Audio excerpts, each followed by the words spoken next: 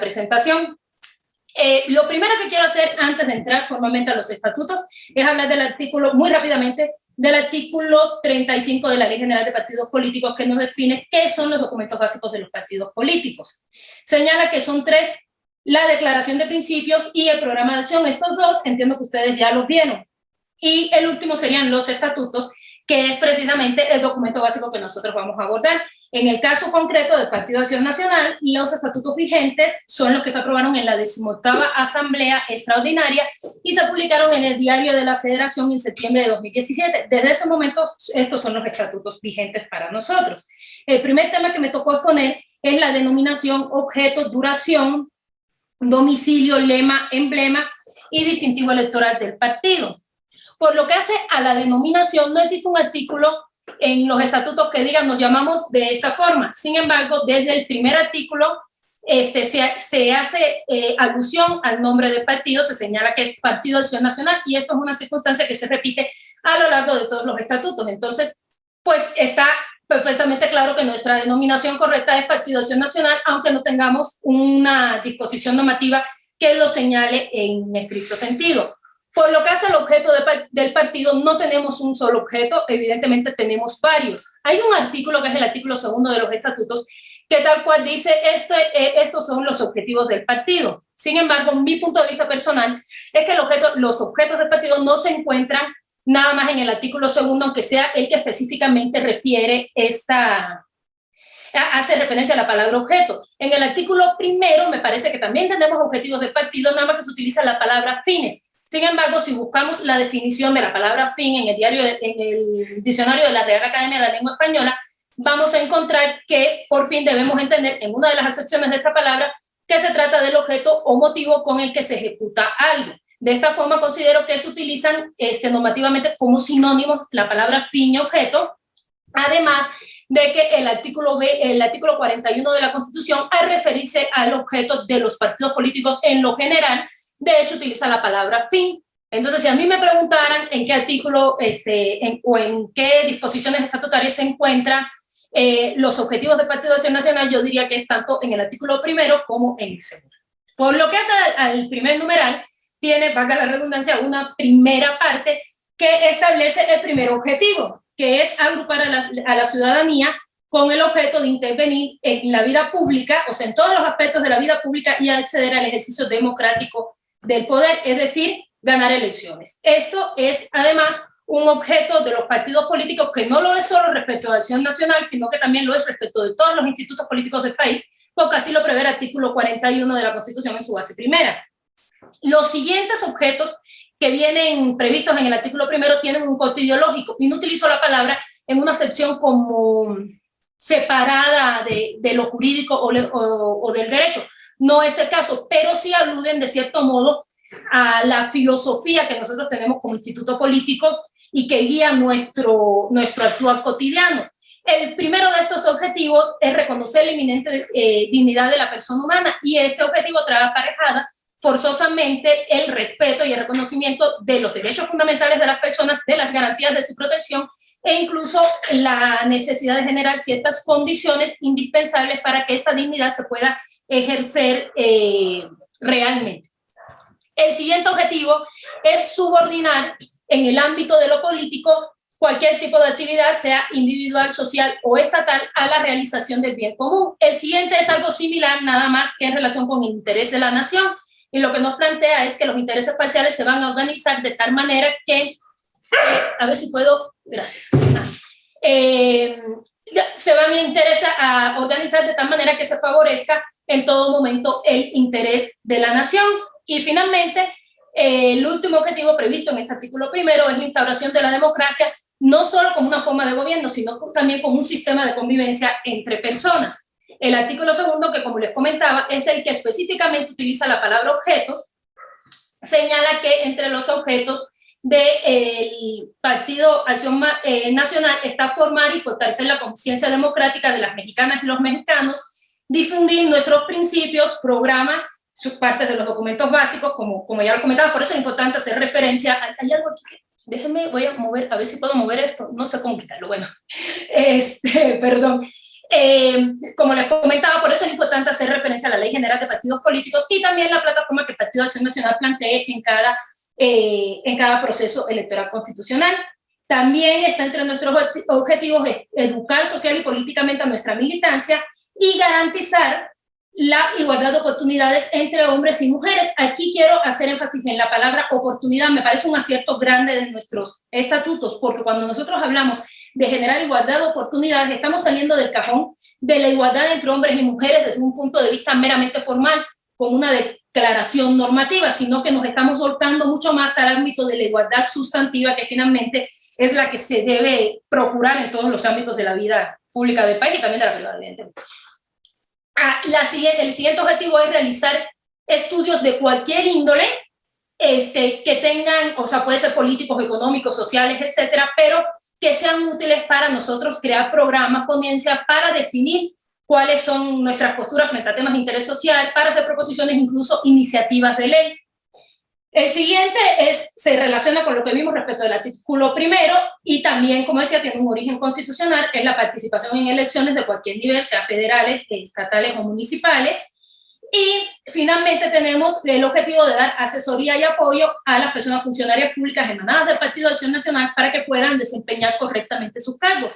Los estatutos hablan de gobierno, pero bueno, entendemos que no todas las personas están emanadas del Partido de Acción Nacional, están en cuestiones ejecutivas, sino que también legislativas, etcétera. Entonces, me parece a mí que la interpretación correcta de esta última parte del artículo es a cualquier persona funcionaria pública emanada del partido. Esto ya lo vimos. El siguiente tema es el domicilio. Señala el artículo 5 que el domicilio del Partido de Acción Nacional va a estar en la Ciudad de México. Actualmente es en Avenida Coyoacán, número 1546, Colonia del Valle, Alcaldía Benito Juárez, Ciudad de México. De todas maneras, adiciona a este artículo que los órganos estatales y municipales van a tener un domicilio en el lugar de su residencia. Pero bueno, el principal es en la Ciudad de México. El lema que lo encontramos en el artículo 6, yo creo que todos y todas lo conocemos, es por una patria ordenada y generosa y una vida mejor y más linda para todos. El siguiente punto es el emblema. El emblema del partido es un elemento que exige la Ley General de Partidos Políticos, pero no lo define. O sea, no hay una parte que diga, esto vamos a entender por el emblema de los partidos políticos.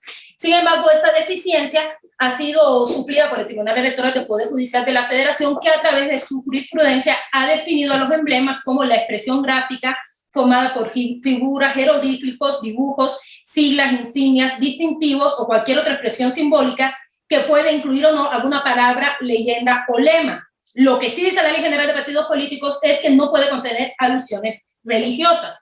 En el caso específico de nuestro instituto político, el emblema viene definido en el artículo 7 de los estatutos y señala que va a ser un rectángulo color plata en proporción de 1 por 1,35 que va a tener en la parte central horizontalmente un rectángulo dividido en 3 secciones, el primero verde, el segundo blanco, el tercero rojo.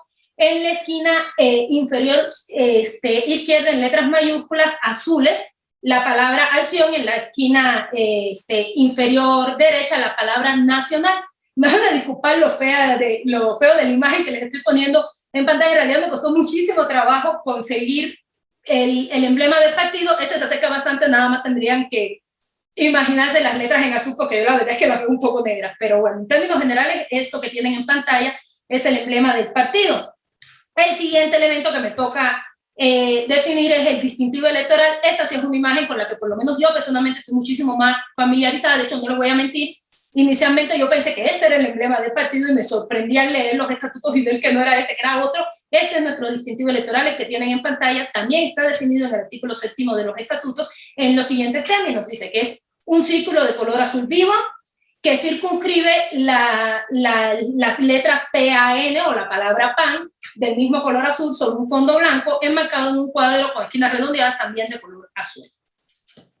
El siguiente tema que me tocó es sumamente breve. La duración del partido señala el artículo 4 de los estatutos que va a ser indefinido. No obstante lo anterior, al rato vamos a hablar del supuesto de disolución del partido. El siguiente tema es el de militantes y simpatizantes. Ambos se encuentran previstos en el título 2 de los estatutos que tiene 2 capítulos. El primer capítulo es de militantes, el segundo es de simpatizantes. Me pidieron que hiciera énfasis en la militancia. ¿Qué es la militancia? La define el artículo 2 y establece ciertos requisitos. Ojo, no son los únicos requisitos.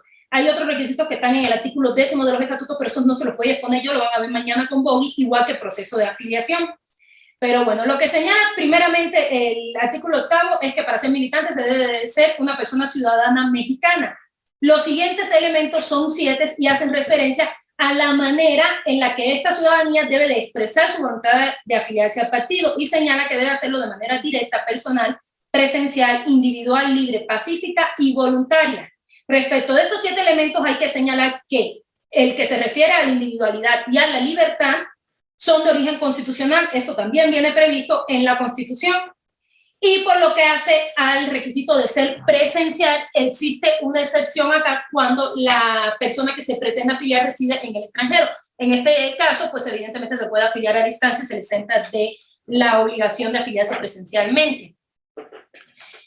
Ahora, las personas militantes tenemos tanto derechos como obligaciones. Los derechos están previstos en el artículo 11 y las obligaciones en el 12. Están evidentemente interrelacionadas y el ejercicio de nuestros derechos está condicionado por el cumplimiento de nuestras obligaciones. Vamos a ver primero los derechos y luego las obligaciones. ¿Cuáles son nuestros derechos? El primero es acceder a las actividades que establezcan el partido y también tenemos el derecho a que éstas se nos informen oportunamente. El otro derecho que tenemos es de máxima importancia, que es votar para elegir de manera directa a la presidencia de los comités directivos municipales, de los comités directivos estatales y del Comité Ejecutivo Nacional. Para el ejercicio de este derecho, forzosamente tenemos que tener 12 meses. Ahora, el siguiente es votar y participar en lo general en las elecciones y decisiones del partido, sea de manera directa o mediante personas delegadas. El siguiente derecho es desempeñar cargos al interior de partidos, los cuales señalan los estatutos que no pueden ser de más de 3 en un mismo momento cuando estos se elijan por elección. Respecto de los cargos de designación, no se alude nada. Acá yo ni sé si decirlo o no, porque no vaya a ser que ocasione mayor confusión, pero yo diría que por una cuestión de jerarquía normativa, pues evidentemente va a prevalecer los estatutos. Sin embargo, por ejemplo, yo he visto en el Reglamento de Acción Juvenil que para ser secretario o secretaria municipal se te exigen 6 meses y no 12.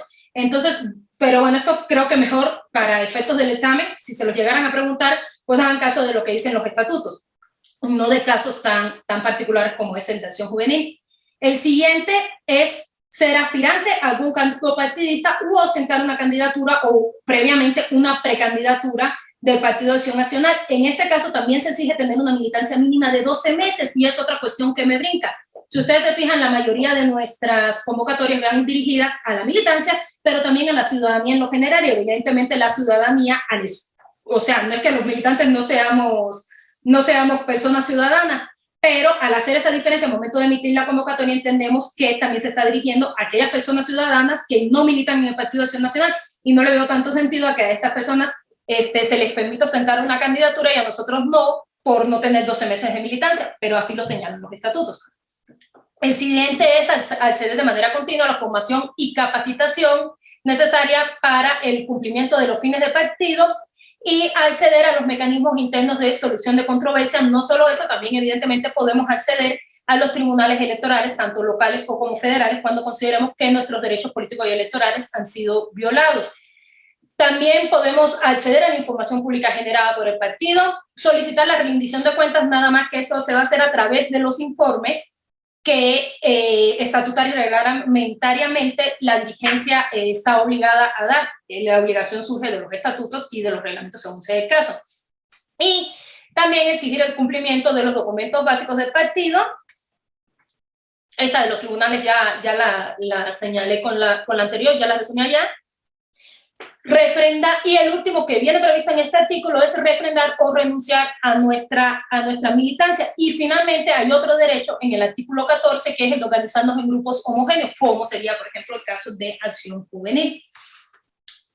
Como les decía, el ejercicio de nuestros derechos se condiciona por el cumplimiento de las obligaciones que van a ser las que enseguida vamos a ver.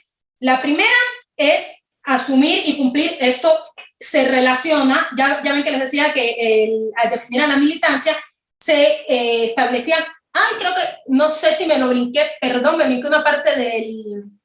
Bueno, para ser militante, además tienes que asumir como propios los principios del partido, los documentos básicos, y también se requiere una aceptación del partido como tal. Eso me faltó señalárselos allá, discúlpenme, me perdí. Entonces, le decía, esta obligación que viene referida también en el artículo 8, definir a la militancia, pues también la vamos a encontrar replicada en el artículo 2 como obligación de las personas militantes, que es asumir como propios los principios, los documentos básicos del partido, entiéndase, principios de doctrina, declaración de principios, los estatutos, y acá se suman los reglamentos y las decisiones de los órganos directivos partidistas. Además, debemos respetar y definir, bueno, es bien incluido, los resumí en uno mismo, realizar en forma permanente y disciplinada los objetivos del partido, o sea, participar de esta manera. Y otra cuestión relativa a la participación es hacerlo en acciones o actividades que, ojo, sean verificables de carácter comunitario, político o de formación y de capacitación. Esta obligación la tenemos que ejercer por lo menos una vez al año, de lo contrario podemos perder nuestra militancia. ¿Y cuándo la vamos a tener por cumplida? Pues evidentemente cuando participemos en alguna actividad de esta naturaleza, pero también cuando seamos titulares de cargos de dirección al interior del partido, o bien cuando impartamos o recibamos algún curso, taller o diplomado que está avalado por la Secretaría Nacional de Formación y Capacitación del CEN. La siguiente obligación que tenemos es contribuir a los gastos del partido. Para esto existen dos tipos de cuota. Hay una cuota anual ordinaria y esta es voluntaria. Y además existe la posibilidad de que el Comité Ejecutivo Nacional, en caso de considerarlo necesario, acuerde la necesidad de recabar cuotas extraordinarias. Sin embargo, los estatutos son muy claros en cuanto a que la falta de pago de estas cuotas no va a generar la baja del padrón. Sin embargo, hay otro tipo de cuotas que se relacionan con el desempeño de una función pública emanada del Partido Acción Nacional, no necesariamente de elección, también puede ser de designación. En estos casos, el pago de la cuota sí es obligatoria y se calcula, bueno, señala, esto no viene en los estatutos, viene en el reglamento, señala el reglamento que si la persona funcionaria gana menos de 4 salarios mínimos generales vigentes, va a estar exenta del pago de esta cuota. De lo contrario, es decir, si ganan más de 5 salarios, tiene que pagar el 10% del total de sus percepciones, incluyendo cualquier remuneración que reciba por el cargo. Esta cuota sí es obligatoria y si no se cumple, teóricamente se puede perder la militancia. La siguiente obligación que tenemos como personas militantes es la de mantener actualizados nuestros datos en el Registro Nacional de Militantes, incluyendo desde luego los cambios de los domicilios. Y la otra es mi favorita, que es salvaguardar la fama pública y el prestigio tanto del partido, de su dirigencia e incluso de sus militantes. Y aquí sí quiero hacer una breve pausa, digamos, como promocional, porque nosotros tenemos un sistema democrático muy robusto al interior del partido. Y esto es algo que desde mi punto de vista es muy bueno, pero genera un riesgo. Porque si esta vida democrática nosotros no la ejercemos con cierta mesura, podemos caer en el cumplimiento de esta obligación y ocasionar una pérdida de prestigio del partido. Por ejemplo, si una persona aspira a ser presidenta del CEN o de un comité directivo estatal, está obligada a participar en los debates que se organicen para tal efecto. Si nosotros nos confundimos y pensamos que el alcance de una contienda interna es el mismo que el de una elección constitucional en la que vamos a competir contra otros partidos políticos y empezamos a agredir a nuestra contrincante de manera deliberada, podemos terminar lesionando el prestigio del partido y generando una percepción negativa ante la sociedad. Entonces, este paréntesis más que nada es para hacer un llamado a que seamos muy conscientes de la manera en la que nosotros ejercemos nuestros derechos al interior del partido y evitemos que nuestra democracia interna, que está robusta, se termine convirtiendo en un obstáculo para el cumplimiento de lo que es uno de los fines más importantes del partido, que es ganar elecciones. El siguiente es velar por la democracia interna y por el cumplimiento de las normas partidistas, cumplir también no solo con nuestras normas partidistas, sino también con las disposiciones jurídicas de materia electoral, con las resoluciones dictadas por los órganos internos que sean competentes para emitirlo, obviamente, y desarrollar con transparencia, probidad, eficacia y honradez las tareas que nos correspondan, sea como militante, persona dirigente o funcionaria o servidor o servidora pública, o sea, básicamente lo que nos corresponda hacerlo de esta manera transparente, con probidad, eficiencia y honradez. Y finalmente, la última de nuestras obligaciones es participar en las asambleas o generar en las reuniones del partido a las que nos corresponda asistir. Ya rápidamente vamos a definir qué es una persona simpatizante, que es aquella ciudadana o ciudadano interesado en mantener un vínculo estrecho o un contacto permanente con el partido y colaborar con nuestros fines, pero que no es militante, o sea, no está afiliada. El siguiente punto que me tocó tratar es la Asamblea Nacional. Ustedes conocen que el partido tiene muchos órganos internos. El más importante de todos, el de mayor jerarquía, es la Asamblea Nacional. Es un solo órgano, sin embargo, por la forma en la que se reúne, se puede dividir en dos: la Asamblea Nacional Ordinaria y la Extraordinaria. Primero les voy a dar los elementos comunes a la Asamblea Nacional como un todo, y posteriormente voy a decirles las diferencias entre la ordinaria y la extraordinaria. ¿Cómo se integra la Asamblea Nacional? Se integra por delegaciones, de las cuales cada comité directivo estatal va a acreditar una delegación, y además la Comisión Permanente Nacional también va a integrar una delegación. ¿Cómo se integran estas delegaciones? Primero vamos a ver la más fácil, que es la de la Comisión Permanente Nacional. Puede ser de dos formas: o todos y todas sus integrantes, o bien la comisión como tal puede determinar que nada más una parte de ellos y ellas acudan como delegadas numerarias a la Asamblea Nacional. El siguiente tipo de delegaciones que ya vimos son las que acreditan los comités directivos estatales, van a estar integradas por quien ejerce su presidencia. Ojo, puede ser la persona que fue electa por la militancia como presidenta o como presidente del comité directivo estatal, o bien quien temporalmente esté ejerciendo esta función. Además, el propio comité va a nombrar un grupo de personas para que acudan a la Asamblea Nacional en calidad de delegadas numerarias. Las asambleas municipales también van a seleccionar otro grupo de personas, y finalmente quienes integren el CEN y el Consejo Nacional también van a ser en automático personas delegadas numerarias, nada más que no van a integrar una delegación aparte, como en el caso de la Comisión Permanente, sino que se van a integrar a la que les corresponde según el lugar donde militen. ¿Quién va a presidir la Asamblea Nacional? Ordinariamente la presidencia del CEN. Si no se encuentra presente quien encabeza el CEN, entonces su lugar va a ser ocupado por la persona titular de la Secretaría General, y si esta tampoco se encontrara, la propia Asamblea va a determinar quién la presidirá. Ahora, ¿cuándo se considera que una delegación está presente? Cuando la mitad de sus miembros lo estén, además de su coordinador o su coordinadora. ¿Quién coordina una delegación? Pues la presidencia del comité directivo estatal. O también estableciendo el mismo, o sea, eso es ordinariamente, pero se puede establecer el mismo tipo de suplencia, es decir, si no está la Secretaría General, sino quien depende de la delegación.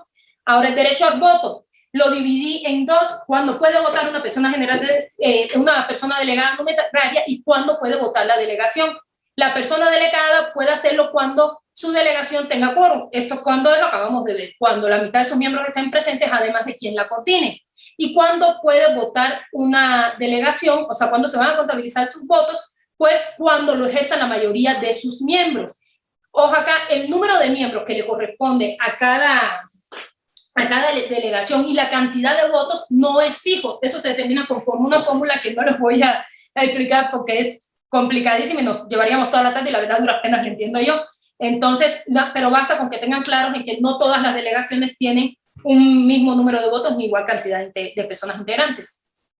Y finalmente, ¿cómo se determina el sentido del voto de una delegación? Del total de las personas delegadas numerarias, si por unanimidad o el 90% o más votan en un mismo sentido, todos los votos que le correspondan a esa delegación se van a contabilizar en ese sentido, o sea, a favor o en contra de la protesta que se esté discutiendo. En cambio, si no se alcanza este 90% como mínimo, por cada 10% de personas delegadas numerarias que disientan del sentido de que está votando la mayoría, se va a contabilizar una décima parte de los votos que le correspondan a esta delegación. En caso de existir un resto, se va a contabilizar en el sentido en el que haya votado la mayoría. Y el voto del modo de votación, puede ser económico o mediante cédulas. ¿Cómo se va a determinar esto? La persona presidenta de la Asamblea va a preguntarle a la Asamblea si está de acuerdo en que la votación se recabe de manera económica. Si la Asamblea vota por el sí, pues se realizará de esta manera y de lo contrario será por cédula. Ya lo siguiente es ver la Asamblea Ordinaria. Insisto, esto que acabamos de ver es la generalidad respecto de la Asamblea Nacional. Ahora, por lo que hace a la ordinaria. ¿Cuántas veces debe de sesionar la Asamblea Ordinaria? Como mínimo una vez cada 3 años. ¿Quién convoca? Ordinariamente convoca el CEN. No obstante lo anterior, si pasan 30 días, ojo acá, 30 días contados a partir del momento en el que debió celebrarse la Asamblea Nacional Ordinaria, no a partir del momento en el que debió emitirse su convocatoria. Si pasan 30 días y el CEN sigue siendo omiso en emitir la convocatoria, entonces se puede emitir esta supletoriamente. ¿Por quién? Por 1/3 de las personas integrantes del Consejo Nacional, por la Comisión Permanente, por 17 comités directivos estatales o por el 15% de las personas inscritas en el padrón. ¿Cuáles son los requisitos de la convocatoria? Pues en primer término debe emitirse 70 días naturales previos, evidentemente tomando como referencia el momento en que se va a llevar a cabo la Asamblea Nacional Ordinaria. Además, la convocatoria debe publicarse tanto en los estrados físicos y electrónicos del CEN, en los estrados del Comité Directivo Estatal, físicos y electrónicos si los tiene, y lo mismo en el caso de los comités directivos municipales, además en el órgano de difusión oficial del partido. Y el contenido de la convocatoria debe ser por lo menos el orden del día y los lineamientos. ¿Quiénes los aprueba quien convoca a la asamblea, es decir, ordinariamente lo va a hacer el CEN, pero si el CEN no es quien emite la convocatoria y esta se emite de manera supletoria, pues lo va a hacer el Consejo, la Comisión Permanente, los comités estatales, incluso la militancia. De cualquier manera, el orden del día y los lineamientos pueden cambiar, los puede cambiar la propia asamblea una vez que se instale. ¿Cómo decide la Asamblea Nacional Ordinaria? Por mayoría de votos. Y para sesionar con validez se va a requerir necesariamente la presencia de la delegación que corresponda a la Comisión Permanente y por lo menos 17 delegaciones de las que acreditan los comités directivos estatales. ¿Cuál es su competencia? Lo primero que va a hacer es ratificar o revocar, evidentemente de manera fundada y motivada en este último caso, la integración del Consejo Nacional. Nosotros no vamos a ver ahorita la integración del Consejo Nacional, esa no sé si ya la vieron o si la van a ver con RAI, pero bueno, es facultad de la Asamblea Nacional Ordinaria. ¿Qué más? Analizar el informe del CEN, de la Comisión Permanente o del Consejo, que va a abarcar el periodo que haya transcurrido desde la última Asamblea Nacional Ordinaria que se haya celebrado hasta la que estamos refiriendo para efectos de la exposición, ¿no? El siguiente va a ser examinar los acuerdos directamente relativos al financiamiento del partido, tomar decisiones relacionadas también con el patrimonio del partido y cualquier otro asunto de interés político, tanto para el partido como para el país, que pueden someter a consideración de la Asamblea, tanto la Comisión Permanente Nacional como el Consejo Nacional. La siguiente, hasta acá dejamos la Asamblea Ordinaria, la siguiente es la Asamblea Extraordinaria. ¿Cuándo debe de sesionar la Asamblea Nacional Extraordinaria? Pues no existe un límite de veces porque precisamente como su nombre lo indica, se convoca únicamente por circunstancias extraordinarias. ¿Quién va a convocar? El Consejo Nacional o la Comisión Permanente, no el CEN, como veíamos en el caso de la ordinaria, perdón. Requisitos de la convocatoria van a ser los mismos en cuanto a la publicación, al orden del día, los lineamientos, que también lo puede cambiar la asamblea una vez que está instalada. Sin embargo, el único cambio que tenemos es en cuanto a los días previos con los que se debe de publicar la convocatoria, que en este caso son 45.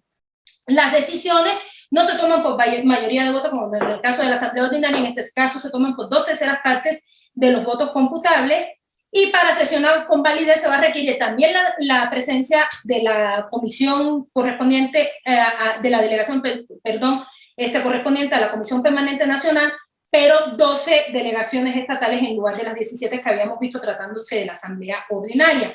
¿Cuál es la competencia? Es relativamente fácil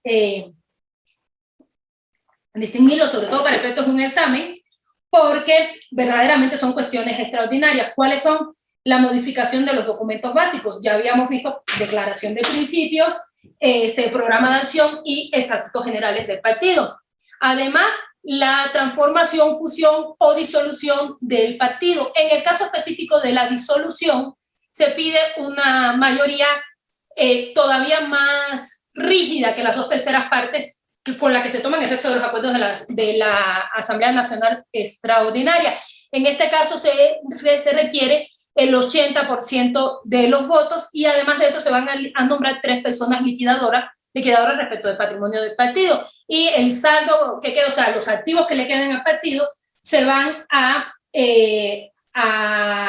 donar, por decirlo de alguna manera, o se van a entregar a otra organización política que tenga fines similares a los del Partido de Acción Nacional o a la UNAM, perdónenme, o alguna, o a la beneficencia pública según lo determine la propia asamblea.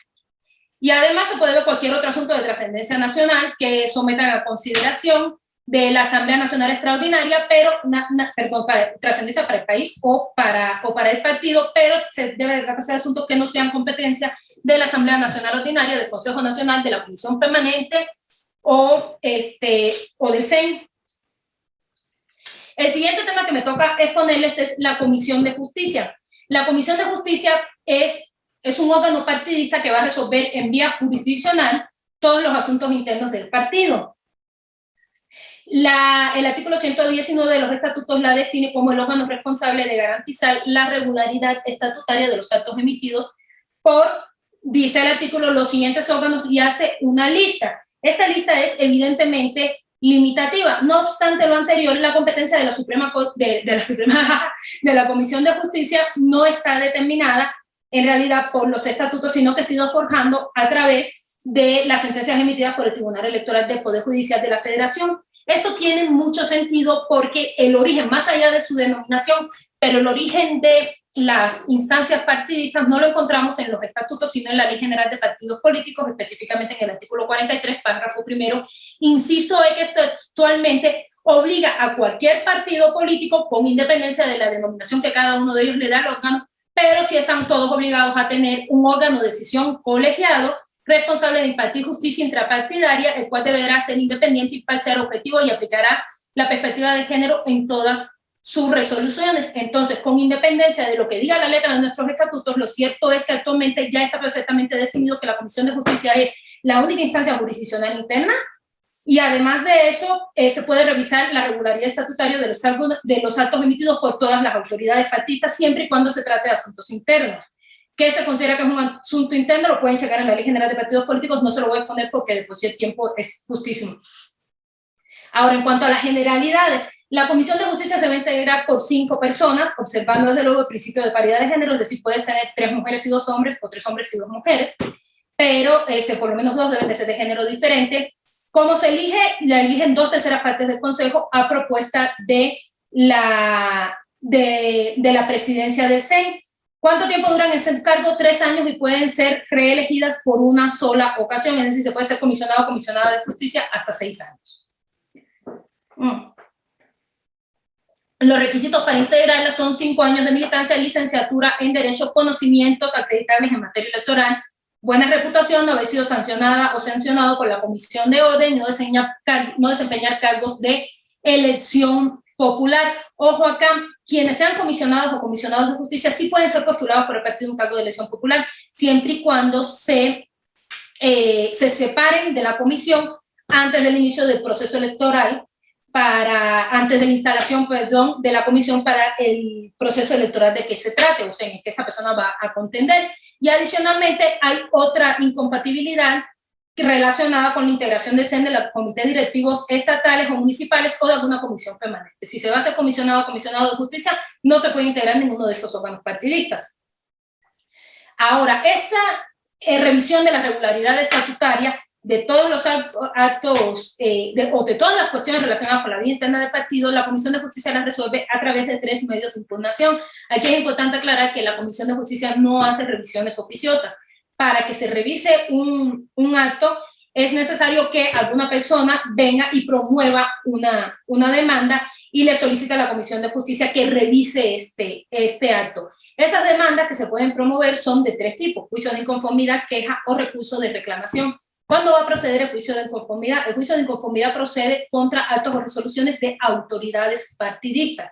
Lo promueve la militancia en contra de actos o resoluciones partidistas, pero siempre deben de estar relacionados con el proceso de selección de candidatura o con la renovación de los órganos de dirección del partido. La queja, por el contrario, es entre iguales. es un medio de impugnación que va a promover una persona aspirante a un cargo, a una candidatura, una persona que tenga la calidad de precandidata en contra de su contrincante en un proceso electoral de cualquier tipo. Puede ser de renovación de la dirigencia o de selección de candidaturas, pero es entre iguales. Y finalmente, el recurso de reclamación, ese también se promueve en contra de actos o resoluciones de los órganos partidistas, pero va a ser en todos los casos en los que no procede juicio de inconformidad, es decir, cuando no se relacione con el proceso de renovación de los órganos de dirección o con el de selección de candidaturas. Las resoluciones emitidas por la Comisión de Justicia gozan de definitividad y firmeza al interior del partido, pero evidentemente pueden ser impugnadas ante los tribunales electorales, locales o federales, según correspondan, quienes las pueden confirmar o revocar. ¿Qué puede hacerse mediante una resolución de la Comisión de Justicia? Se puede confirmar o revocar el acto que se está revisando. Si el acto se confirma, pues sigue aplicándose normal. Si se revoca, y es posible o es necesario, se puede ordenar que el acto se vuelva a omitir o simplemente se queda sin efecto, o sea, deja de tener existencia jurídica. También se pueden cancelar candidaturas o precandidaturas y declarar la nulidad de un proceso interno de selección de candidaturas o de revocación de la dirigencia. Cuando se cancele una candidatura o bien se declare la nulidad del proceso mediante el cual se eligió esta, lo que ocurre es que la Comisión Permanente Nacional va a realizar una designación respecto de la misma. Y en el caso de declaración de nulidad de los procesos de renovación de los órganos partidistas, lo que se hace es volver a llevar a cabo todo el proceso. Es decir, por ejemplo, si se declara la nulidad de la elección del Comité Directivo Estatal de Oaxaca, se tiene que volver a llevar a cabo todo el proceso interno. El siguiente tema que les voy a exponer es la Comisión Organizadora Electoral, que esa se cuenta como el símil del INE para el proceso de selección de candidaturas. Esta comisión goza de autonomía técnica y de gestión, no es una comisión del Consejo Nacional, es una comisión de la Comisión Permanente Nacional. Su función va a ser preparar, conducir y organizar los procesos de selección de candidatura. Ojo acá, esta Comisión Organizadora Electoral, muchos la conocemos como COE, se encarga del proceso de selección de candidatura, no de la renovación de órganos partidistas. Es importante que distingamos esto. ¿Cómo se integra? Por 3 personas comisionadas, también se observa el principio de paridad de género, que deben de cumplir los mismos requisitos que las comisionadas y los comisionados de justicia. El periodo va a ser igual y también hay opción de una reelección. Como les había comentado, es una comisión de la Comisión Permanente Nacional y por tanto es ella quien designa a sus integrantes a propuesta de la presidencia del CEN. ¿Qué atribuciones tiene esta comisión? Bueno, emite la convocatoria y las normas complementarias, evidentemente referida al proceso de selección de candidaturas, revisa el cumplimiento de los requisitos de elegibilidad, si los considera satisfechos, va a declarar procedente el registro y de lo contrario, va a declarar improcedente, va a revisar el listado nominal. Una cosa importante acá que se me estaba olvidando decirles, esta comisión no actúa cuando el proceso de selección de candidaturas se realiza mediante designación. Ahorita vamos a ver los procesos de selección de candidaturas, cuáles son las maneras en las que se puede agotar. Únicamente se va a actuar esta comisión cuando se realice mediante elección de la militancia o mediante elección abierta a la ciudadanía. Entonces, en estos 2 casos es cuando la COE actúa y tiene entre ellas la facultad de revisar el listado nominal que se va a aplicar. Además, va a capacitar personas comisionadas y funcionarias de los centros de votación, va a organizar la jornada directora, computar los votos, calificar la validez del proceso, emitir la declaración de candidatura electa y además tiene otra facultad que viene prevista en el artículo 115, que es nombrar a 3 personas en cada entidad federativa que va a integrar la Comisión Organizadora Electoral Estatal. A través de estas 3 personas o de este órgano estatal es que la Comisión Nacional va a ejercer sus facultades en cada una de las entidades federativas. Esto evidentemente con independencia de que si lo considera necesario las puede ejercer directamente.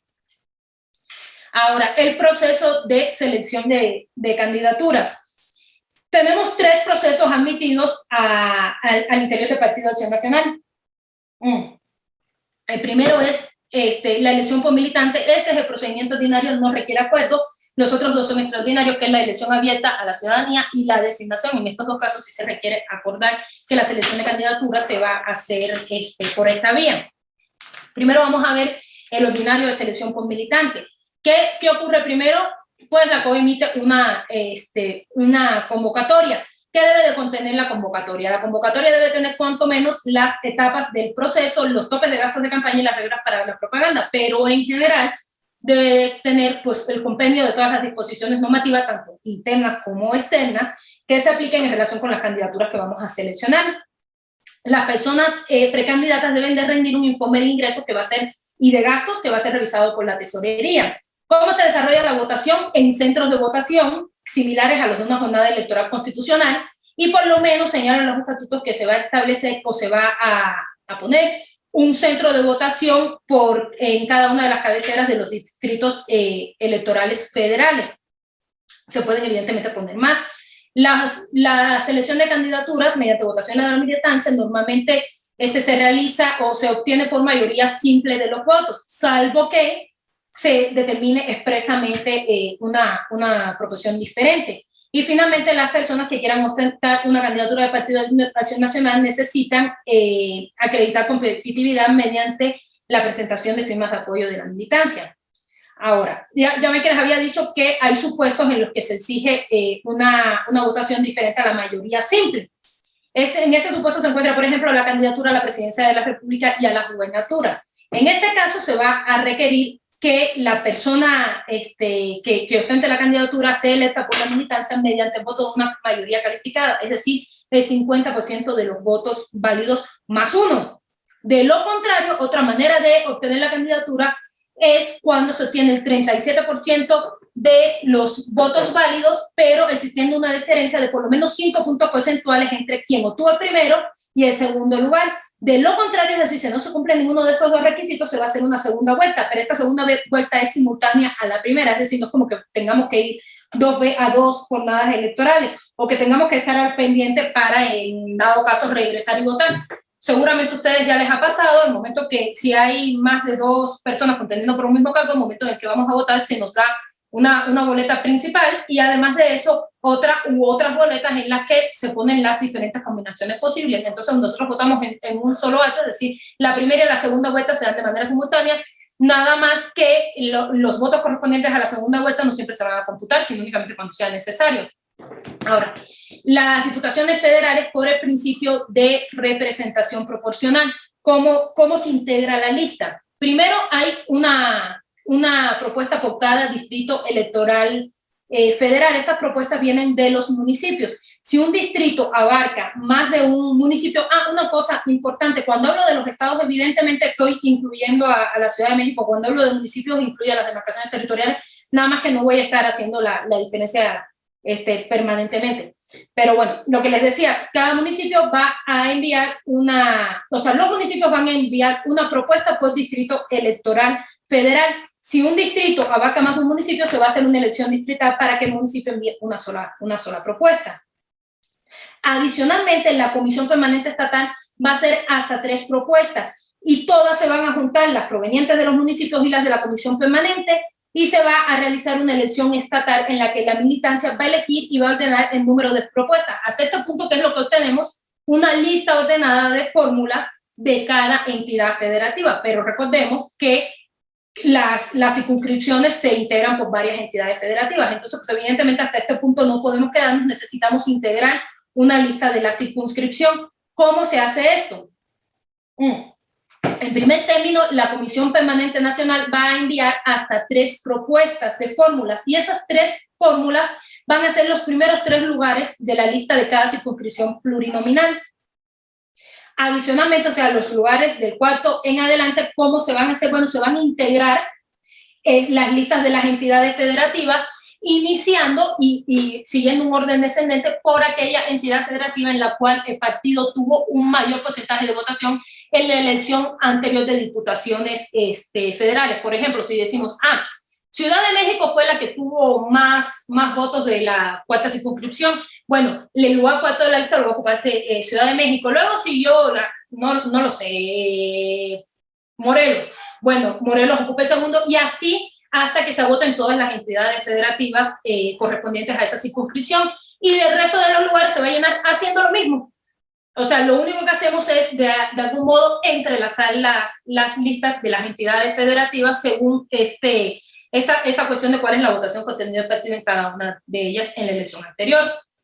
Como vemos, la elección de diputaciones o de fórmulas de diputaciones federales mediante el principio de representación proporcional no es netamente de votación de la militancia, es mixto. Por un lado tenemos propuestas de la Comisión Permanente Estatal que, si bien después pasan el filtro de la militancia, pues ciertamente la propuesta en sí es una designación y los 3 primeros lugares de cada circunscripción pues son directamente designados por la Comisión Permanente Nacional sin intervención de la militancia. Ahora, las senadurías por el principio de representación proporcional. La lista, que es una sola a nivel nacional, se integra en 3 fases. Por una parte, el Consejo Estatal va a elegir una fórmula. Y en la segunda fase, la Comisión Permanente Nacional va a designar específicamente aquí las fórmulas que van a ocupar los lugares 1, 4 y 7 de la lista.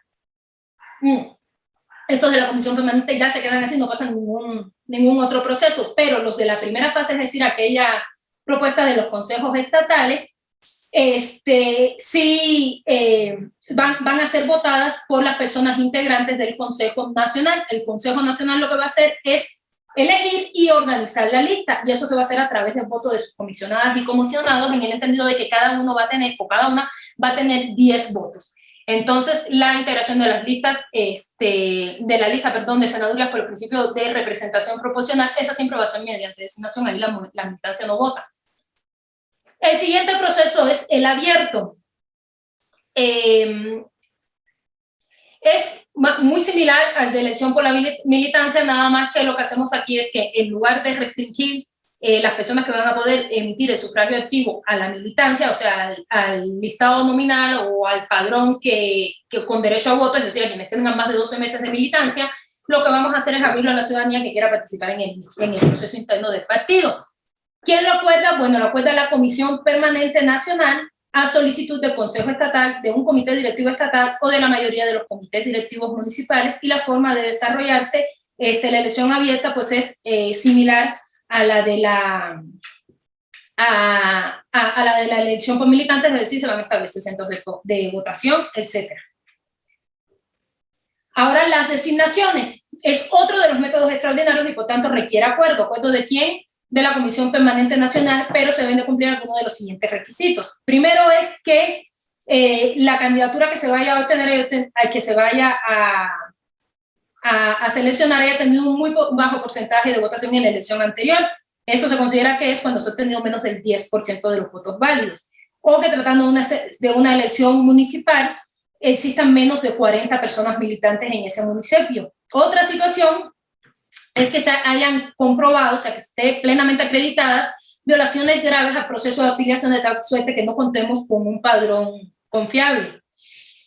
Y cuando se trate de diputaciones locales o de cargos municipales, lo puede solicitar las 2/3 partes de la Comisión Permanente Estatal. Cuando se trate de gubernaturas, también las 2/3 partes, pero en este caso del Consejo Estatal. Tratándose de diputaciones federales y de senadurías de mayoría relativa, lo de la representación proporcional, ya vemos cómo se integran las listas, pero bueno, cuando se trata de mayoría relativa, la solicitud debe de provenir de 2/3 partes de la Comisión Permanente Estatal que corresponda, y existe una excepción que es tratándose de la candidatura a la presidencia de la República. Si se pretende que esta candidatura se determine mediante designación en lugar de mediante votación de la militancia, en ese caso no es el Consejo, la Comisión Permanente Nacional quien acuerda el método de selección de candidaturas, sino que por el contrario la Comisión Permanente Nacional es quien lo solicita, y quien lo determina si se va a hacer o no de esta manera va a ser el Consejo Nacional. En ambos casos se exige la votación de las 2/3 partes de las personas que presenten, o sea, de los y las integrantes presentes de cada uno de estos órganos partidistas, o sea, Comisión Permanente y Consejo Nacional. Ahora, hay supuestos excepcionales en los cuales, si bien ya se lleva a cabo un proceso de selección de candidaturas que puede haber sido mediante votación de la militancia o incluso mediante votación abierta, de todas maneras se va a realizar la designación de la candidatura, es decir, se va a dejar sin efectos aquella que eligió la militancia o la ciudadanía y se va a designar a una persona en su lugar. ¿Cuáles son estos supuestos? Primero, cuando sea necesario para cumplimentar el principio de paridad de género o cualquier otra acción afirmativa. Recordemos que, por ejemplo, para este proceso electoral que acaba de concluir, tuvimos muchas acciones afirmativas, hubieron cuota joven, indígenas, personas de la diversidad sexual, migrantes, personas con discapacidad. Entonces, a efectos de poder cumplir todas estas cuotas, sí es posible que incluso ya habiendo concluido el proceso ordinario de selección de candidaturas se tenga que realizar una designación. El segundo caso es por cuando la autoridad administrativa y electoral por cualquier motivo se niegue a inscribir a la persona que nosotros seleccionamos como candidata. Y el último es cuando la Comisión de Justicia o algún tribunal electoral declare la nulidad del proceso de selección de candidatura. Esta parte ya la habíamos visto. Todas las designaciones al interior del partido, del cargo que sea, se realizan a través del siguiente método. Lo primero que tenemos que hacer es distinguir qué tipo de cargo es, si es un cargo federal o tratándose de cargos locales únicamente las gubernaturas. La designación siempre la va a hacer la Comisión Permanente Nacional. ¿Y cómo lo va a hacer? Bueno, puede recibir propuestas de las comisiones permanentes estatales, pero no necesariamente las va a tomar en consideración, no necesariamente va a decidir respecto de ellas. Ahí, en este caso, la Comisión Permanente Nacional goza de una amplia libertad.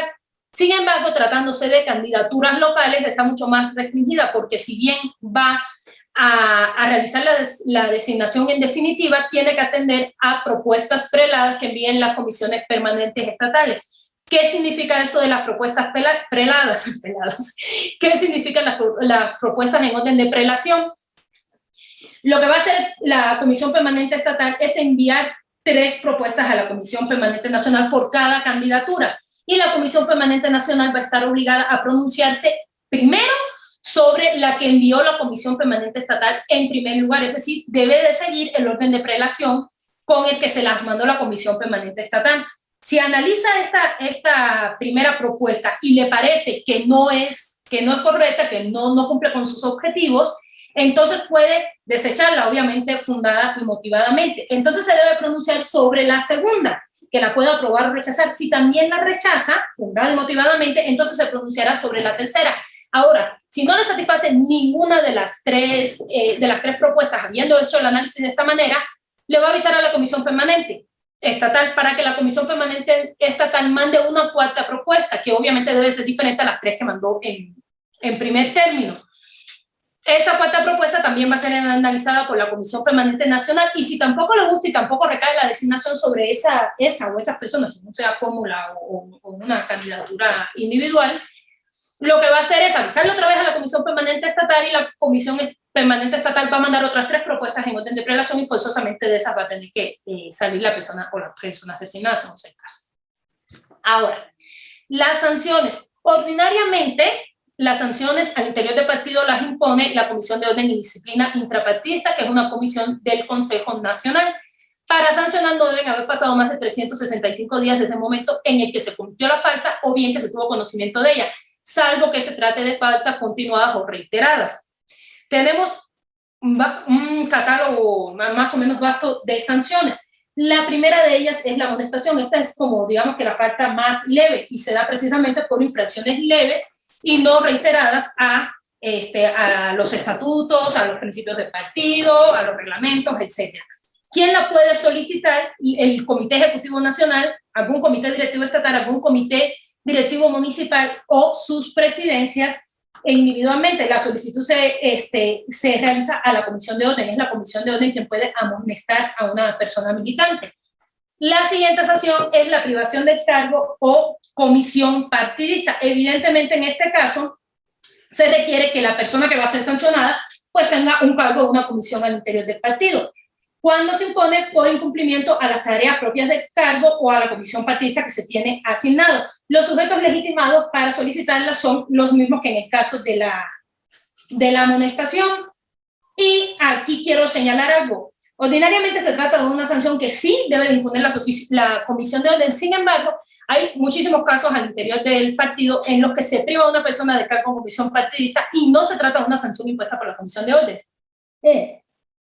Por ejemplo, si ustedes checan el artículo 86 de los estatutos, viene un procedimiento para disolver comités directivos municipales que no funcionan regularmente. Y en estos casos lo que se hace es que se nombra una delegación municipal en su nombre. Ese procedimiento de disolución obviamente implica que las personas que fueran electas como integrantes de ese comité, por la militancia en su momento, van a ser privadas de cargo o comisión, y de hecho la causa sí es que no cumplieron debidamente su función al interior del partido. Sin embargo, no se trata de una sanción que imponga la Comisión de Orden, es una sanción que impone la Comisión Permanente Estatal. Y a lo largo de la exposición vamos a ver otros casos similares a estos en los que a una persona se le priva de cargo de comisión partidista y no es mediante una sanción de la Comisión de Orden. Entonces, respecto de esta, tenemos que tener claro que si bien ordinariamente corresponde a la Comisión de Orden y Disciplina intrapartidista, no en todos los casos es así. La siguiente sanción es la cancelación de la candidatura o precandidatura. Ya vimos que esta corresponde a la Comisión de Justicia, no a la Comisión de Orden. ¿Quién puede solicitarla? Pues cualquier persona con interés jurídico para promover el medio de impugnación, y va a ser en caso de indisciplina o infracciones a las normas partidistas. La siguiente es la suspensión de derechos de una persona militante. ¿Quiénes pueden solicitar esta sanción? El Comité Ejecutivo Nacional, la Comisión Permanente Nacional, un Comité Directivo Municipal, una comisión permanente estatal o bien la comisión anticorrupción. Objetivamente yo me pregunto por qué no se integró aquí a los comités directivos estatales, pero lo cierto es que se les excluyó. No sé si fue un despido que pasó, pero no vienen entre los sujetos legitimados. ¿En qué caso se puede acordar la suspensión de derechos de una persona militante? Pues por casos de indisciplina, de inobservancia a las normas partidistas, abandono o ser demasiado laxo en el cumplimiento de las obligaciones cívicas, políticas o de militancia, la difamación, calumnia en contra de militantes o de personas candidatas. Esta es una sanción que no se puede imponer por más de 3 años y su implicación es que se te separe de las actividades partidistas, como si por ese tiempo que está sancionado no fueras militante. Ahora, la siguiente es la inhabilitación para ser candidato, candidata o dirigente partidista. ¿Quiénes la pueden solicitar? Pues las mismas personas que pueden solicitar, las mismas autoridades que pueden solicitar la suspensión de derechos. Y se va a dar en caso de deslealtad al partido, incumplimiento de las funciones de dirigencia o de personas funcionarias partidistas. Esta también tiene un marco temporal. No se va a poder sancionar a la persona con la inhabilitación para ser candidata o dirigente partidista por menos de 3 años, pero tampoco por más de 12. Entonces, necesariamente tenemos que estar en este rango. Y finalmente, la última y más grave de las sanciones que se puede imponer a una persona al interior del partido es la expulsión, que va a proceder cuando las conductas que motivan la inhabilitación o la suspensión de derechos de una persona militante se dé de manera grave o reiterada.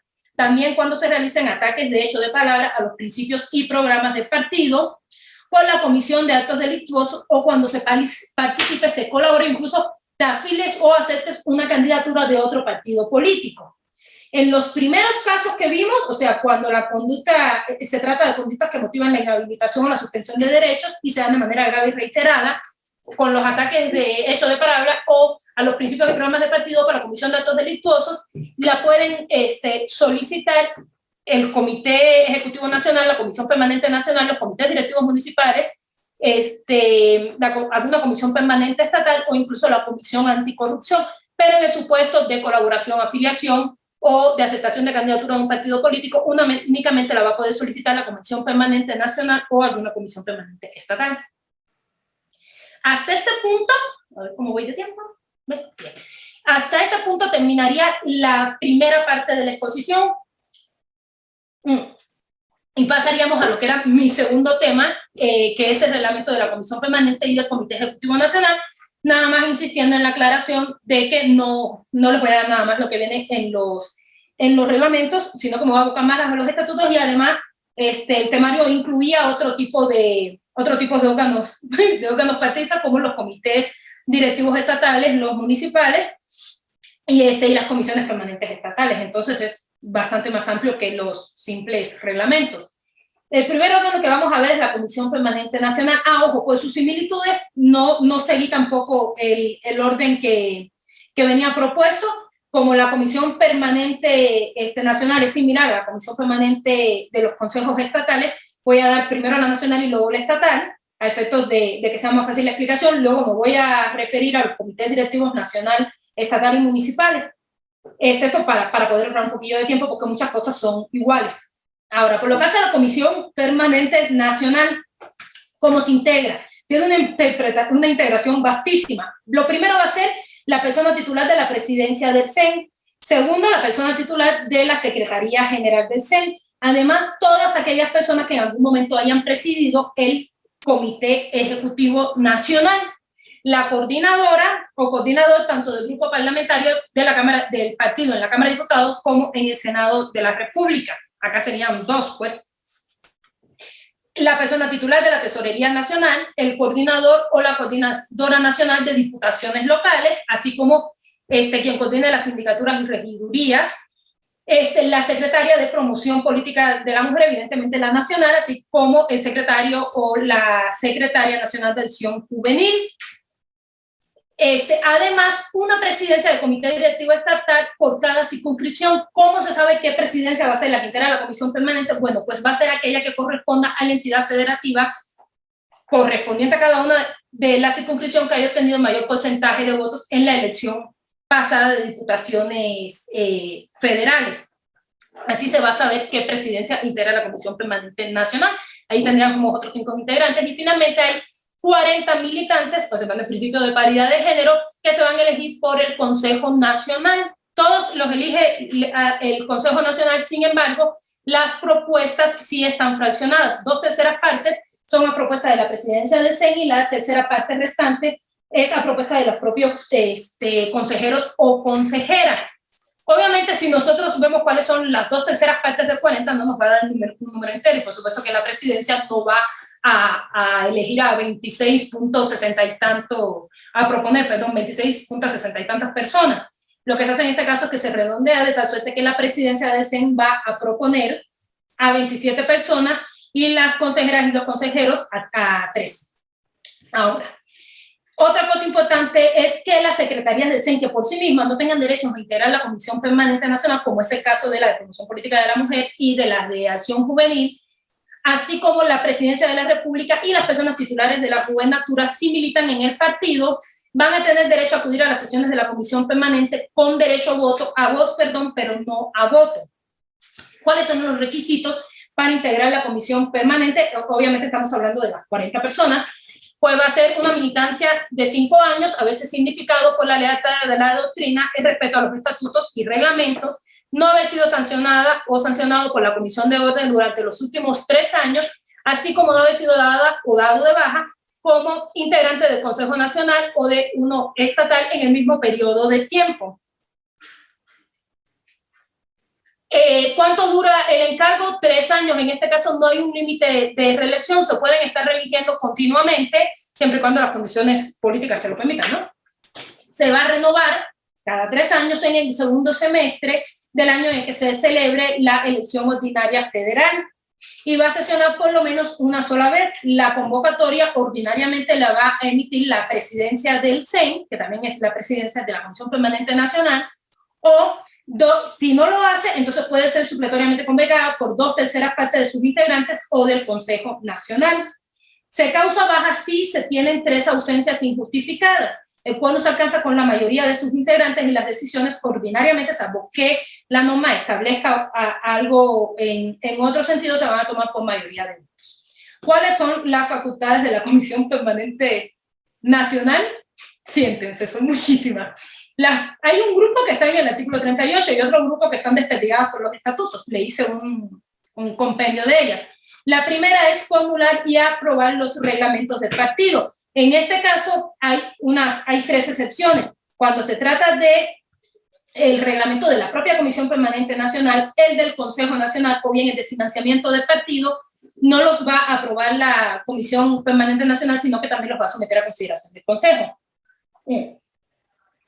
También va a aprobar el programa de actividades, acordar la colaboración con otras asociaciones políticas. Ojo acá, cuando hablábamos de la posibilidad o como uno de los objetivos del partido de relacionarnos con otros partidos políticos o asociaciones políticas nacionales o internacionales, creo que se me pasó decirles que hay una limitante. El artículo 3 de los estatutos señala que únicamente cuando tengan fines congruentes con los del Partido de Acción Nacional, en los demás casos no. En este supuesto pues aplica evidentemente también el artículo 3, solo con aquellas asociaciones o partidos políticos con los que nosotros tengamos por cierta armonía ideológica. La siguiente facultad es, tratándose únicamente de procesos electorales locales, puede autorizar la suscripción de convenios de colaboración electoral, desarrollar mecanismos, esto también está relacionado a algo que ya habíamos visto antes, desarrollar mecanismos para capacitar a las personas funcionarias a las personas funcionarias, sea de elección popular o de designación, pero emanadas del Partido de Acción Nacional. Otra cosa importante es que puede remover integrantes del Comité Ejecutivo Nacional, esto a propuesta de la presidencia, y en su caso va a nombrar a quien deba suplirlas. Por ejemplo, es otro caso de privación del cargo de comisión partidista que no está acordado por la Comisión de Orden con una sanción, sino que es acordado por la Comisión Permanente Nacional. También puede convocar a la Asamblea Nacional Extraordinaria, cosa que ya vimos, y al Consejo Nacional también lo puede convocar. Puede revisar las cuentas de administración del partido, toda la cuestión de financiamiento antes de que sea presentada al Consejo Nacional, y vetar, evidentemente, de manera fundada y motivada los acuerdos que se lleven a cabo, que se tomen en las asambleas estatales, municipales o por grupos homogéneos. En este caso, existe la posibilidad de que el órgano partidista afectado solicite al Consejo Nacional que analice el asunto y que resuelva en definitiva. Y finalmente, dentro de del artículo 38, la Comisión Permanente Nacional es competente para acordar la readmisión de personas que, habiendo sido militantes en algún momento, hayan sido expulsadas o bien se hayan separado o renunciado públicamente. En este caso es importante destacar que la readmisión al partido únicamente se puede dar cuando hayan transcurrido 3 años desde la expulsión, separación o renuncia pública.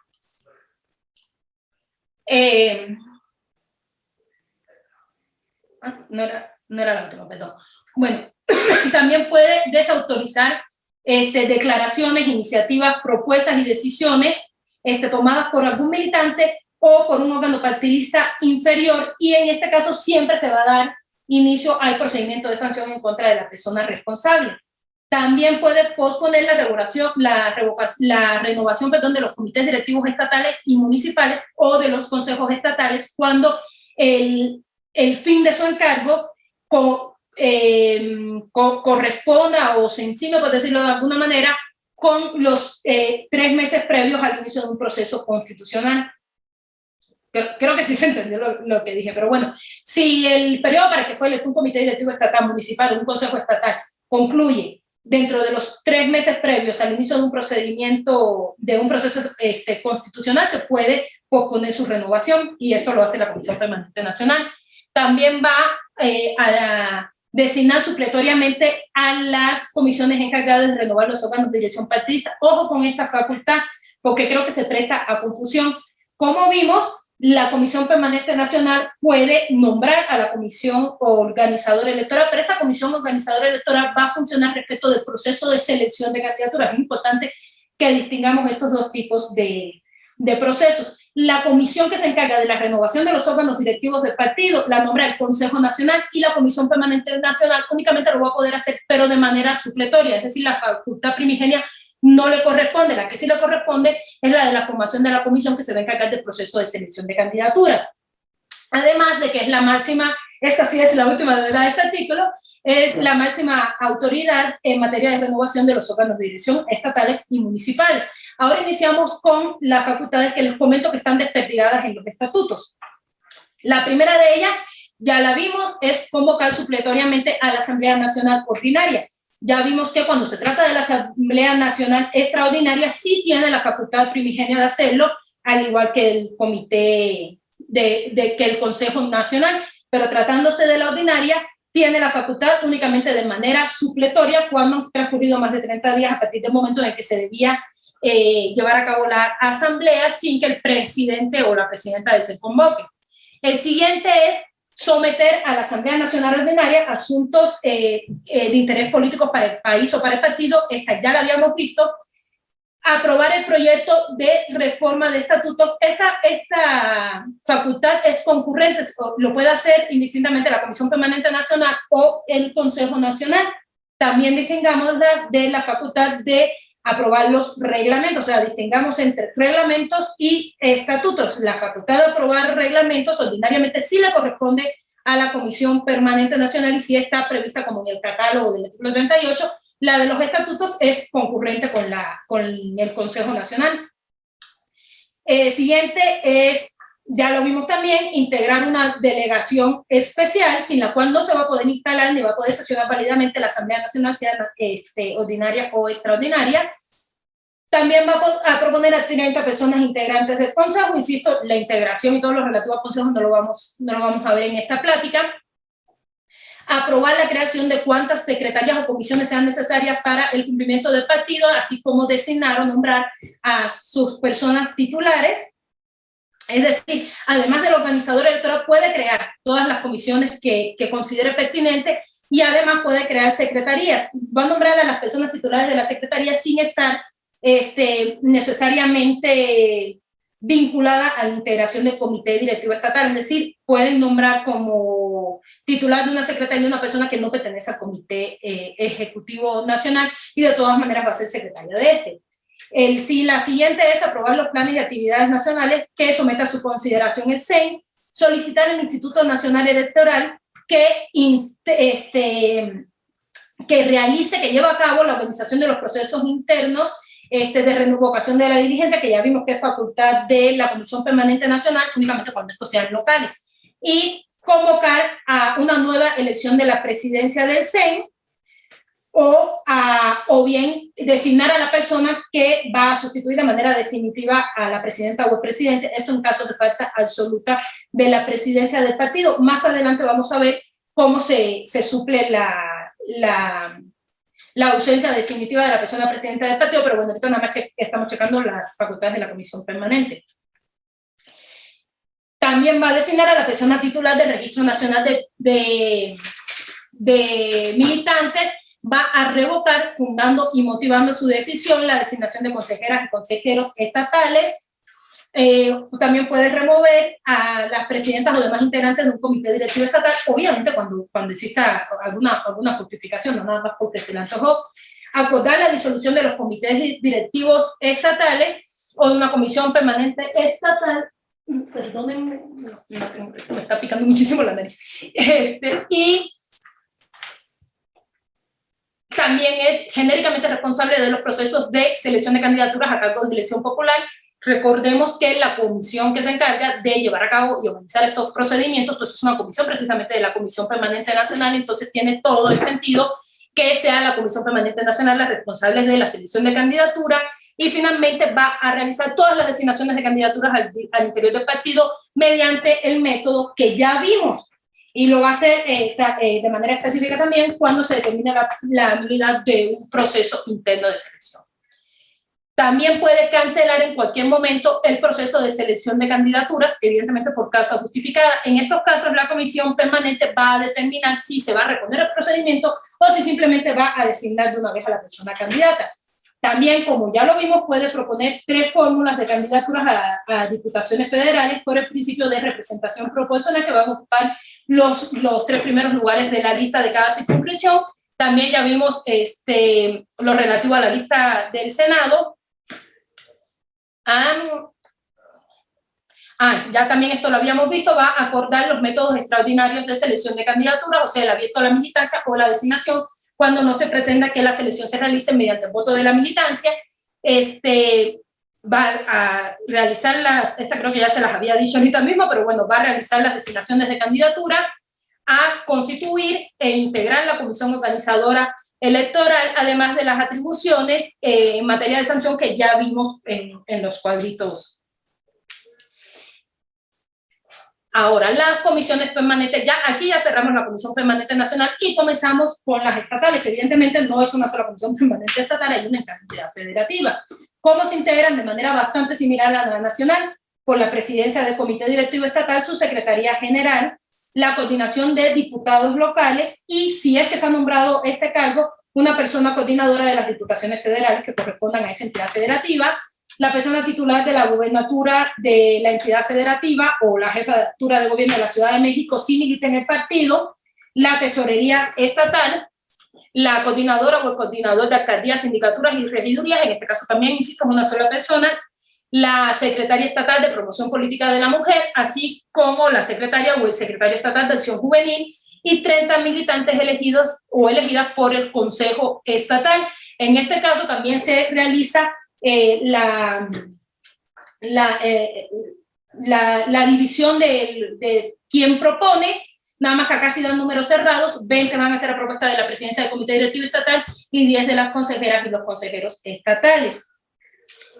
Igual que en el caso de la Comisión Permanente Nacional, las personas que tengan a su cargo una secretaría y que esto no les dé, y que por sí misma no integren una secretaría bajo del Comité Directivo Estatal y que por sí mismas no integren la comisión, van a tener derecho a voz, pero no a voto.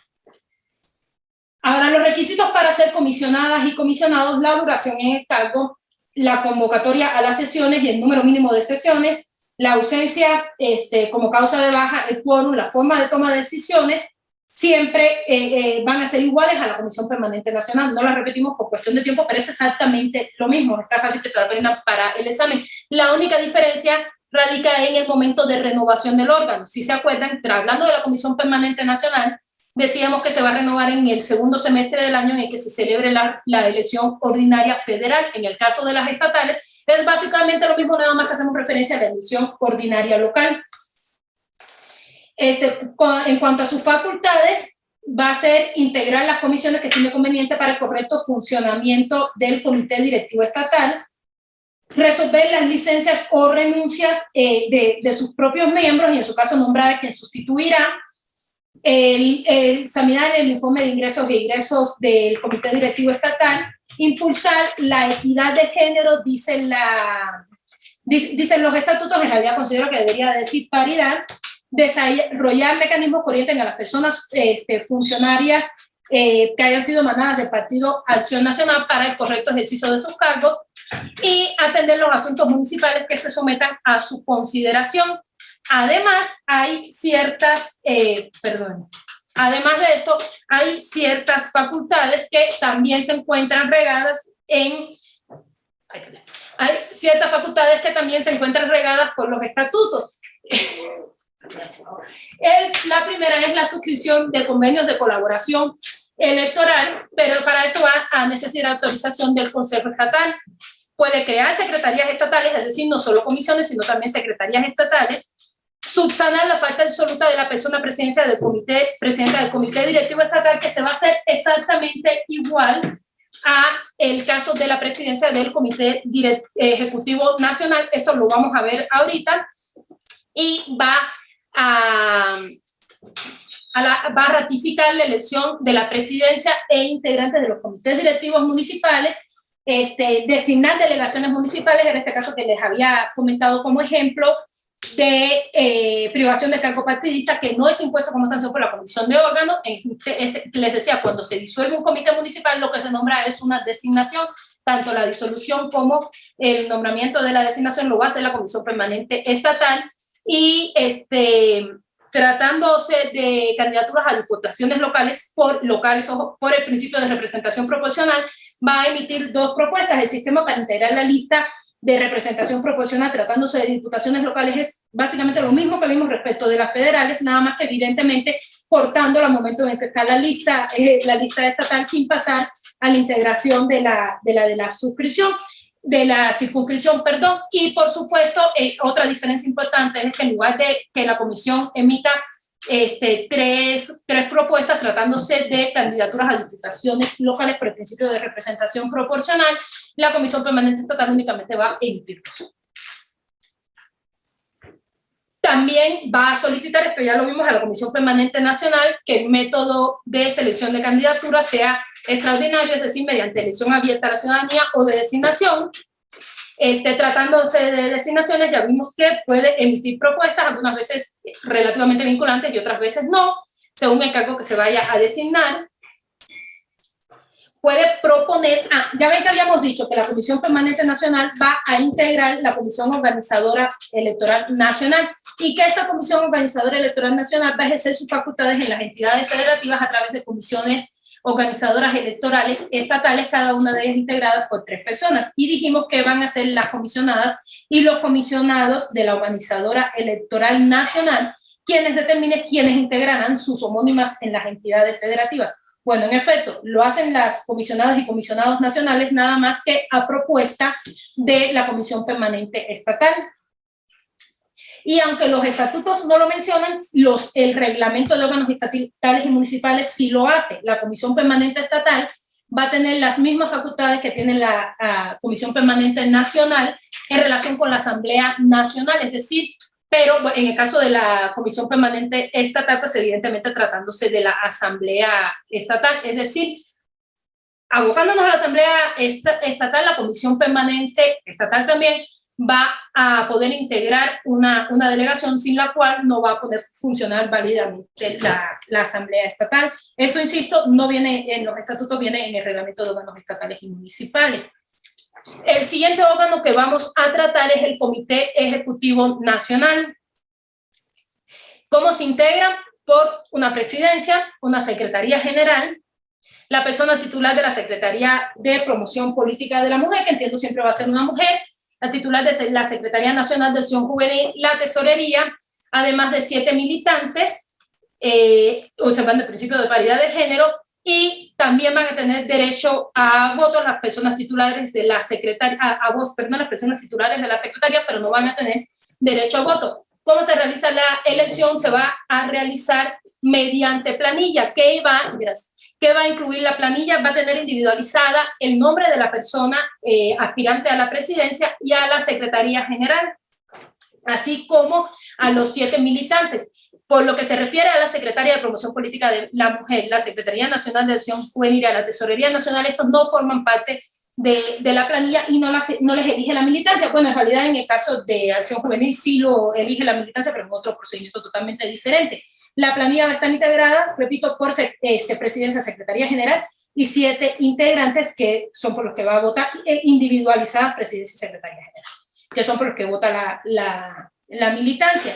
La presidencia tiene opción de reelegirse en una sola ocasión, va a ser por un periodo de 3 años en cada caso, y tienen que acreditar competitividad en circunstancias similares a como lo tienen que hacer las personas aspirantes a las candidaturas, por ejemplo, a la candidatura a la presidencia de la República, tiene que presentar firmas de apoyo de la militancia por el equivalente al 10% del listado nominal que se vaya a aplicar, y además estas firmas tienen que obedecer a cierta dispersión territorial, de tal suerte que no sea más del 5% por entidad federativa. Pareciera complicado, pero lo cierto es que desde el momento en el que se emite la convocatoria ya se establece cuál es el número de firmas que corresponde, un máximo, pues cuál es el tope, tratándose de cada entidad federativa. Para ser electo como presidente o presidenta del Comité Directivo, Comité Ejecutivo Nacional, o incluso realmente para la elección de toda la planilla, se requiere también la mayoría absoluta de los votos válidos emitidos, o en su defecto el 37% de ellos, con una diferencia de 5 puntos porcentuales entre el primero y el segundo lugar. De lo contrario, también habrá una segunda vuelta en los mismos términos que ya vimos, es decir, se va a llevar de manera simultánea a la primera. ¿Quién es el órgano interno encargado de organizar y llevar a cabo todo lo relativo con la renovación del CEN? Va a ser una comisión del Consejo Nacional que se llama Comisión Organizadora Nacional de la Elección del Comité Ejecutivo Nacional. Normalmente la conocemos como CONECEN. Y ojo acá, hay que distinguir a la Comisión Organizadora Electoral tratándose de selección de candidaturas de la CONECEN, que se refiere a la renovación del Comité Ejecutivo Nacional y de todos los órganos partidistas que se elijan que se renueven de manera concurrente con la elección del CEN.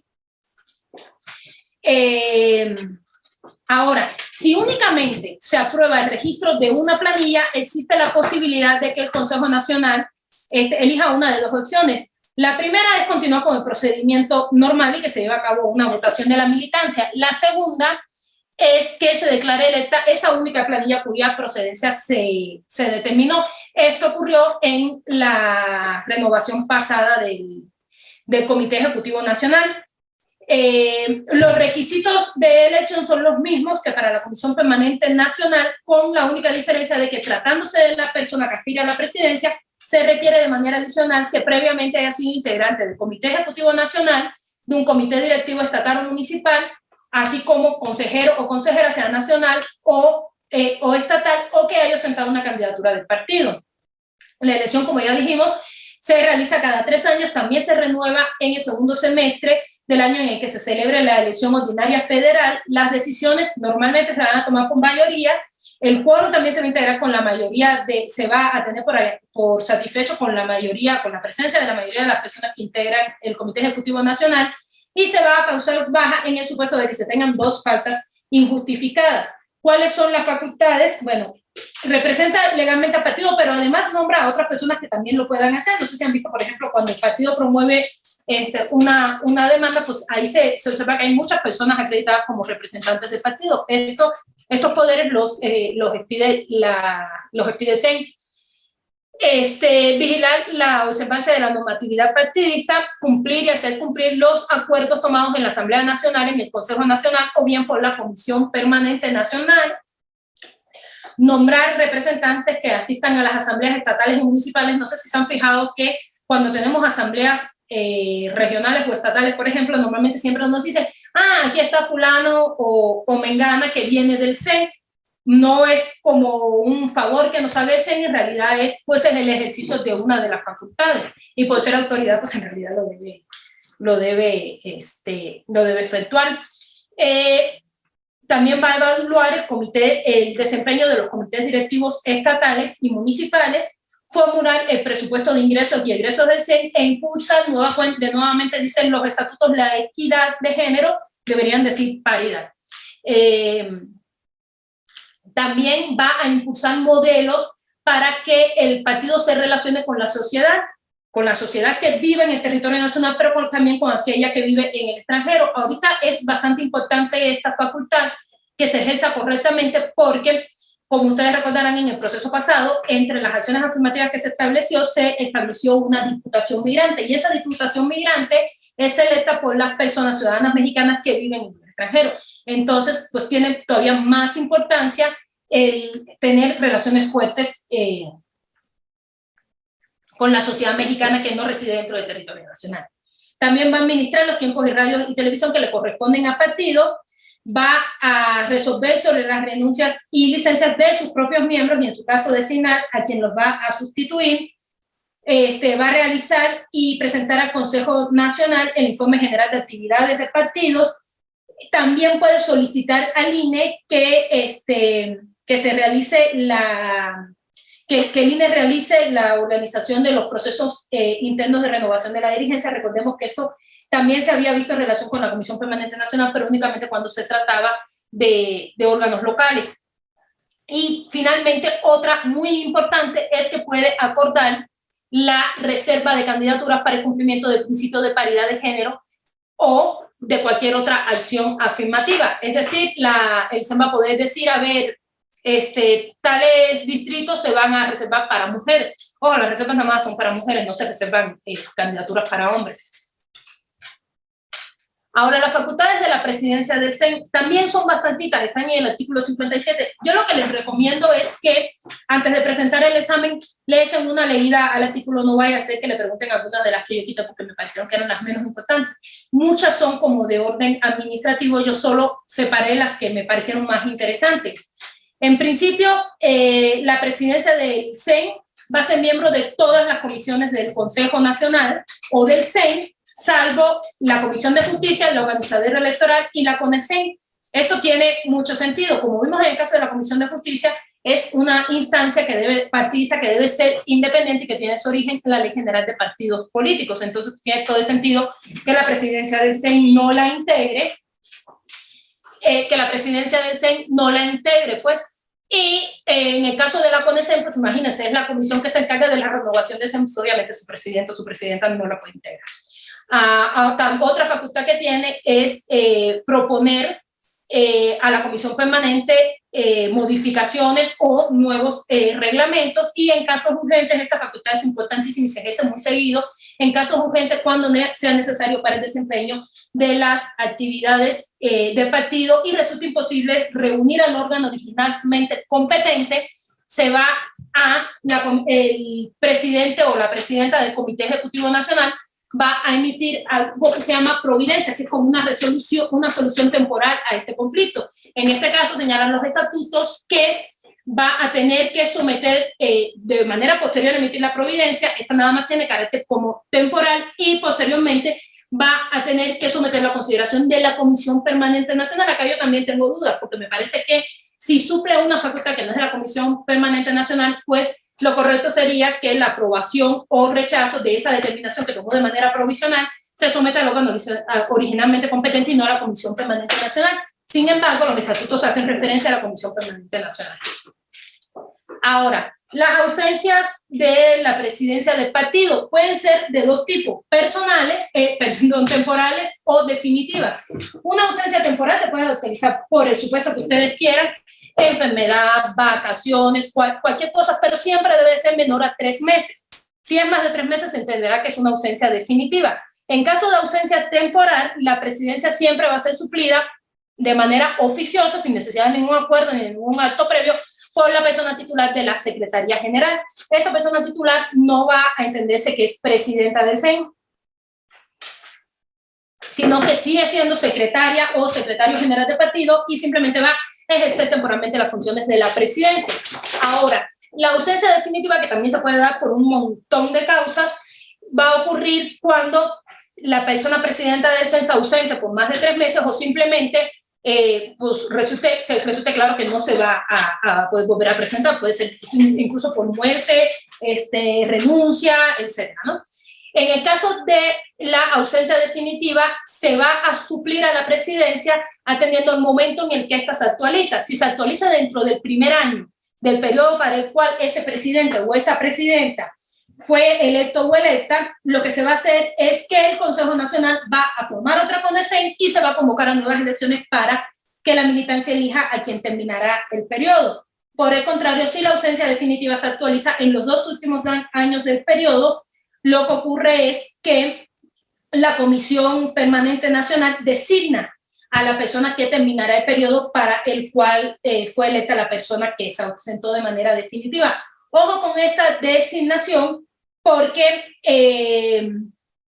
puede recaer sobre la persona titular de la Secretaría General o sobre cualquier otra que cumpla los requisitos. O sea, muchas veces tenemos a pensar que siempre que exista falta absoluta de la presidencia del Comité Ejecutivo Nacional, la suplencia va a ser por quien encabece la Secretaría General, y no es así. O sea, cuando designe la comisión, si elige la militancia, por actualizarse la falta definitiva en el primer año, se puede postular cualquier persona que cumpla los requisitos, y si designa la comisión permanente, también puede recaer el nombramiento sobre cualquier persona que cumpla los requisitos.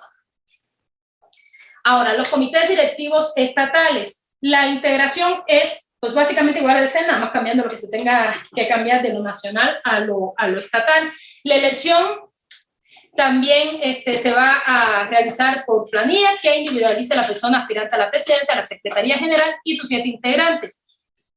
La forma de obtener el triunfo también va a ser mediante mayoría calificada, y aquí sí hay un cambio. Cuando no se alcanza la mayoría calificada, sí se puede determinar electa una planilla, pero cuando esta adquiera el 33, no el 37, como en el caso de CEN, el 33% de la votación válida emitida, con una diferencia también de 5 puntos porcentuales, y de lo contrario también se va a realizar una segunda vuelta. También existe la posibilidad de que si una sola planilla se registra, esta se declarará electa sin agotar todo el procedimiento. En este caso, la determinación la va a tomar el Consejo Estatal. Los requisitos para integrarlos, el periodo de nombramiento, la posibilidad de reelección de la presidencia y el quórum son exactamente los mismos que en el Comité Ejecutivo Nacional. Por eso precisamente organicé la presentación de este modo, para corrernos un poquito de tiempo. El momento de revocación, pues en términos similares a lo que ocurrió cuando vimos las comisiones permanentes estatales, pues va a ser básicamente lo mismo que tratándose del Comité Ejecutivo Nacional, nada más que en lugar de hacer referencia al año en que se celebre la elección ordinaria federal, pues para los comités ejecutivos nacionales tomaremos como referencia la elección ordinaria estatal, y en las bajas por faltas injustificadas sí tenemos un cambio, ya que en este caso se va a actualizar el supuesto de baja cuando se tengan 3 faltas injustificadas, pero en un periodo de 12 meses. Ahora, las facultades del Comité Directivo Estatal son vigilar la observancia de la normatividad partidista, los acuerdos de las Asambleas Nacionales Estatales, así como de los Consejos Nacionales y Estatales. Esta sí es reflejo de las facultades del CEN. Convocar al Consejo Estatal, a la Asamblea Estatal y supletoriamente a las municipales. Ahorita vamos a hablar de las asambleas municipales, ya ese es el último tema. Aprobar los programas de actividades de partido en su demarcación, evaluar el desempeño de los comités directivos municipales. Esta sí es reflejo, si se acuerdan, el CEN tiene facultad para evaluar el desempeño de los comités directivos estatales y de los municipales. Bueno, pues los estatales tienen facultades para evaluar el desempeño de los municipales. Van a auxiliar al Registro Nacional de Militantes a mantener actualizado el padrón y también en cuestiones de afiliación. Va a crear comisiones necesarias, designar representantes de los partidos ante los institutos electorales locales, determinar estructuras submunicipales en caso de considerarlas necesarias. Estas estructuras, una vez creadas, van a ser atendidas por los comités directivos municipales. Puede acordar colaboración con otras organizaciones políticas, también atendiendo a lo dispuesto en el artículo 3 del reglamento, y mantener actualizado el padrón de estructuras estatales y municipales, es decir, quiénes son las personas que, funcionarias partidistas a nivel estatal y municipal. Ahora, las facultades de las presidencias de los comités directivos estatales hice lo mismo que tratándose del CEN, o sea, las filtrillas saqué las más interesantes. Igual ustedes lean el artículo 77 de los estatutos antes del examen. Va a elaborar el plan de trabajo del Comité Ejecutivo Estatal y someterlo a consideración del Consejo Estatal correspondiente. Va a dirigir a las secretarías, a las comisiones y a cualquier estructura que pertenezca al Comité Directivo Estatal.